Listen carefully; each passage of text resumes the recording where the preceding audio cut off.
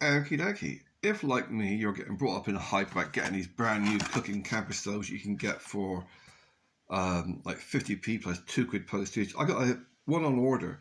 It's a titanium folding camping stove that weighs practically nothing, and it's actually the same size as it. This is a mini trangia that I bought brand new.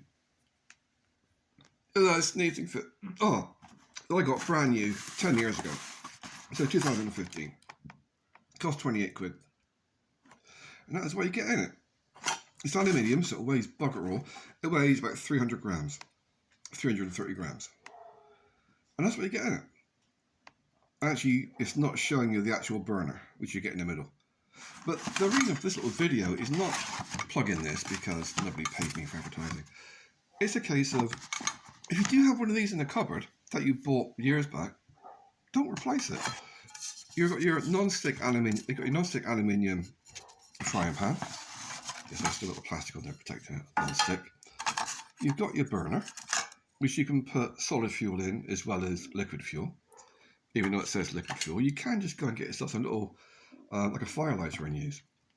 This, the stand, really thin. I mean, that whole thing weighs about 75 mil, so it weighs bugger all. But what you can do with this is use it as a fire pit, which, as you can see, I have done. You don't have to actually just go and buy new one. You can just use that as your fire pit and just put your twigs, sticks inside there. So, yeah, it's a nice little thing. I mean, yeah, it's a bit pricey for today's prices when we got access to the Chinese marketplace, where you can buy the same thing pretty much without the brand name. You could buy the same thing for £5, made out of titanium. But if you've still got one knocking about, don't chuck it out. Don't just leave it to gather dust. You can still use it, because that is your mini fire pit, which is what all these modern ones are based on.